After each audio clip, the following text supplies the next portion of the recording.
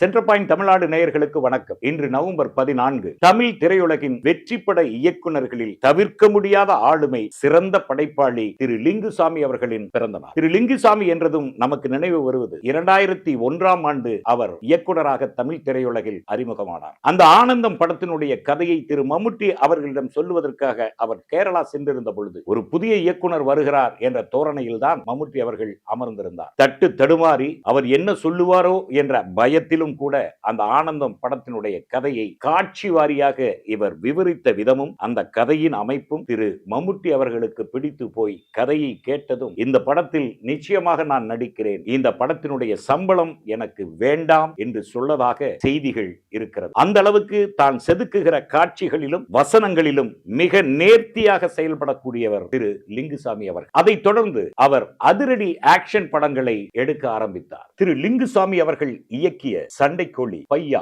பீமா, வேட்டை போன்ற படங்கள் மாபெரும் வெற்றி படமாக அமைந்தது. அதைத் தொடர்ந்து அதிரடி ஆக்ஷன் கதைகளை இயக்கும் இயக்குனர்களில் முக்கியமான ஒருவராக திகழ்ந்தார் லிங்குசாமி. மாதவன், சூர்யா, கார்த்தி, விஷால் என பல முன்னணி ஹீரோக்களை வைத்து படங்களை இயக்கி மாபெரும் வெற்றி பெற்றார். தற்போது தமிழ் திரையுலகில் மாபெரும் வெற்றி பெற்ற சண்டைக்கோழி படத்தை மறு வெளியீடு செய்வதற்காகவும், மாபெரும் வெற்றி பெற்ற பையாவினுடைய 2வது பாகத்தை இயக்குவதற்காகவும், விடுதலை என்ற திரைப்படத்தில் கதாநாயகனாக வெற்றி பெற்ற திரு சூரி அவர்களை வைத்து ஒரு படத்தை இயக்குவதிலும் மும்முரமாக ஈடுபட்டுக் கொண்டிருக்கும் திரு லிங்குசாமி அவர்கள் இன்னும் மேலும் மேலும் பல வெற்றிகளை குவிக்க வேண்டும் என பெருமைமிகு லிங்குசாமி அவர்களின் பிறந்த நாளான இன்று அவரை வாழ்த்துவதிலும் பாராட்டுவதிலும் தமிழ் சமூகமும் மொபைல் தியேட்டர் நேயர்களும் பெருமை கொள்கிறோம்.